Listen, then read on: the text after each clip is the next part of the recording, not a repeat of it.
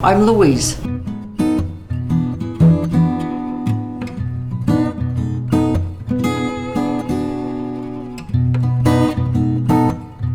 Chris, he worked at the sugar factory, and he knew that he wanted to go on his own, and so in 1980 he quit the sugar factory, and I quit my job in town, and we made the plunge, and it was scary, but we did it. We had built a building. It was only 50 by 35, a cinder block building, and we'd saved all of our income tax money to buy a few pieces of equipment, and we did that. And we did have a few customers, a lot of promising ones.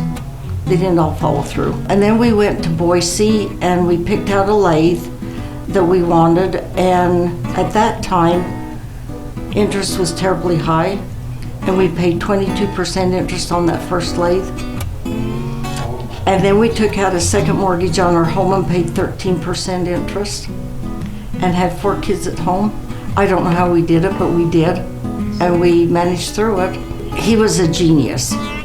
He didn't go to school to be a machinist. He went to school to be a mechanic. But he said he could make anything that went up and down, back and forth or around. And he could. He was a genius. He wasn't good with the books. I was. And I loved being the secretary. And if there wasn't work, we had no income. And if we went somewhere, there was nobody working. There was still no income. But somehow we managed. It was scary. I cried sometimes. It's like, oh dear, what have we got we can sell? But we never had to sell anything to make a payment.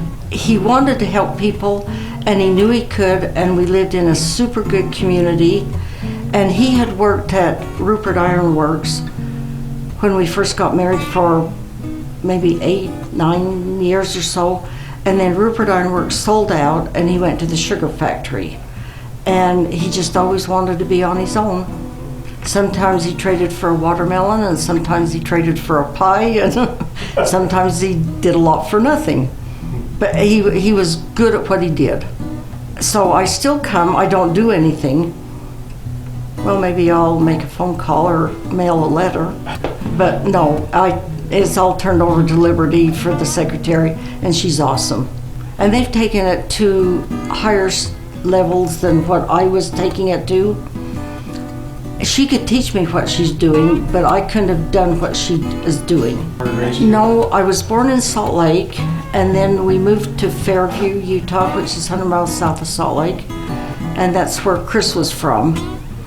But he had aunt and uncle in Idaho, and he loved Idaho, and I knew when we got together I would live in Idaho. We were married in '61 and been here ever since. Life is good, the shop is awesome, we have excellent employees, and a super owner. From when he was born, you looked at him and he was a peacemaker and just a friendly person. You knew it from the day you first held him. Yeah, he's very easy to get to know and easy to be around. Sounds good to me, because I'm not.